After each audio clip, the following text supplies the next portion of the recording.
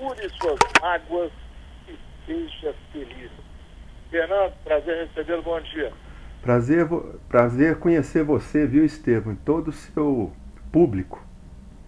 Nós é que agradecemos, Fernando. Mágoa faz muito mal, Fernando? Muito mal, viu, Estevão? Bastante. Muito mais do que a pessoa imagina. É mesmo, ficar remoendo, aquilo vai interferindo na rotina e na própria saúde dela?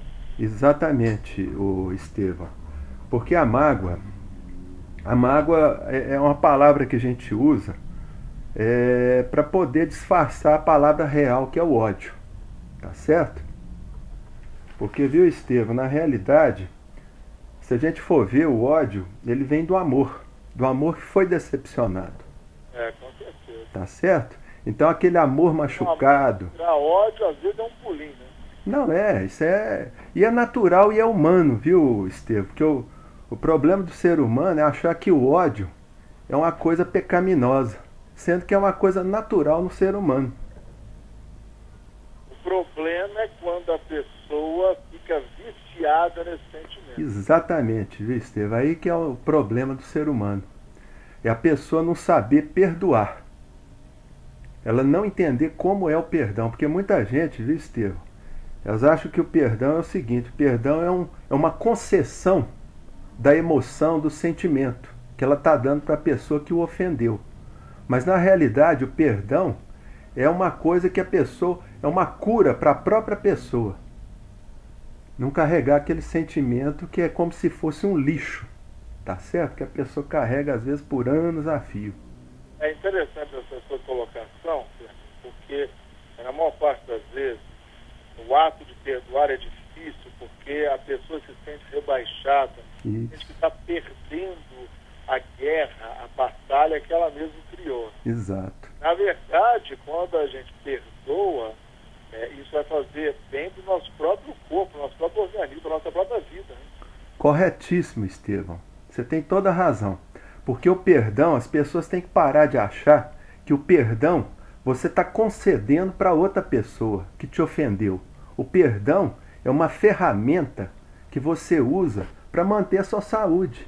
O perdão é bom para quem perdoa, porque você livra daquele lixo e livra até da pessoa também. O senhor coloca no livro, ressalta a dependência em ódio, Isso. ou ódio-dependência, que é mais comum do que a gente imagina. Né? Exato. Coloca também que o ódio, ou coloca o ódio no mesmo patamar de uma droga potencialmente nociva e destruidora. Exatamente. Você está entendendo? Por quê? Porque quando a pessoa ela entra no vício, ela está se submetendo àquela droga, tá certo? Ela entra em estado de submissão, tá? E o ódio é a mesma coisa, quase. Você entendeu? Porque o ódio também é um estado de submissão que a pessoa se coloca diante da vida. Quer dizer, ela está se submetendo a quem? Ela está se submetendo àquela pessoa que o ofendeu, tá certo? Ou as outras, ou várias pessoas que possam ter ofendido. Você entendeu? É tudo uma questão de saber digerir as coisas. Exato. Não, digamos, tudo em excesso faz mal, né? Faz mal. O ódio em excesso faz mal. Faz muito o mal. amor excessivo também faz mal, né? Muitas vezes. Tudo. É igual a bebida. O indivíduo, quando ele vai beber, eu sempre falo isso para meus pacientes. A pessoa, quando ela vai beber uma bebida alcoólica, tá certo? Se ela está bebendo com alegria, não tem problema. É uma comemoração. Mas a pessoa tem que tomar cuidado quando ela começa a beber pela tristeza. Aí aquilo ali vira droga. Quando em momentos de tristeza ou desilusões, a bebida passa a ser uma bengala. Exatamente. Você entendeu? Então, às vezes, é muito melhor a pessoa antes de... A psicoterapia está atuando, ou atua, quando a pessoa é viciada em ódio, quando a pessoa com uma dependência extrema não consegue perdoar, faz da vida dela um inferno. Exatamente. E aí, o que é o processo terapêutico nesse caso? O processo é justamente a gente, nós terapeutas, a gente tenta conscientizar a pessoa daquele ódio que ele está sentindo. Porque geralmente as pessoas camuflam esse sentimento. Muitas vezes você pergunta para a pessoa assim, ô fulano, e aí? Você tem mágoa de alguém? A pessoa fala assim, de jeito nenhum, não tem mágoa de ninguém. Eu não guardo mágoa de ninguém. Mas a pessoa está doente, está com depressão e muitas vezes está com câncer. Você está entendendo? Então o processo terapêutico ele começa com a conscientização da pessoa do problema dela. A partir daí é só mostrar para a pessoa que no caso do ódio, o tratamento é o perdão. E para isso existem técnicas. Tá certo?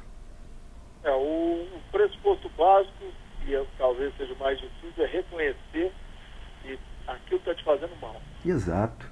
Porque você vê, ô Estevão, se você pegar um problema matemático, não é, de álgebra, o que acontece? Quando você entende o problema, o enunciado do problema, o que acontece? É só você aplicar a fórmula. Que as formulazinhas matemáticas fazem umas continhas, pronto, está resolvido o problema. Tá certo? Na questão psicoterapêutica é mais ou menos assim. A pessoa tem que se conscientizar, entender o problema real que está acontecendo com ela. A partir daí existem as técnicas que a pessoa aplica para poder chegar àquela cura.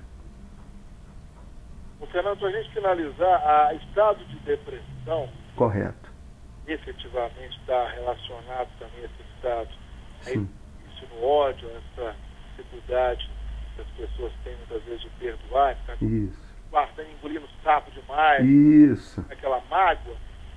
Muitos cientistas já se debruçaram sobre o estado depressivo provocando ou suscitando o surgimento de várias doenças. Exato. Essa dependência... Corretíssimo. Inclusive acidentes, viu, Estevão? E causa muitas doenças, né? Claro, principalmente essas doenças autoimunes. O pessoal chama lúpus, psoríase, entendeu? E doenças também como câncer, tá certo? Porque o câncer ninguém pega. E já foi provado que a pessoa faz o câncer. Você está entendendo? Justamente por causa dessa tristeza que é levada pela depressão. Porque a depressão, viu, Estevão? O que é a depressão? A depressão é o ódio que a pessoa tem de si própria. É por isso que a depressão muitas vezes leva a pessoa a uma autoeliminação. Consciente através do suicídio, ou então inconsciente através de doenças que a pessoa faz, ou até acidentes de automóvel, esses acidentes inexplicáveis que tem por aí. Pois é. É incrível isso, viu? Conversamos aqui com o psicoterapeuta Fernando Vieira Filho, autor do livro Cure Suas Mágoas e Seja Feliz.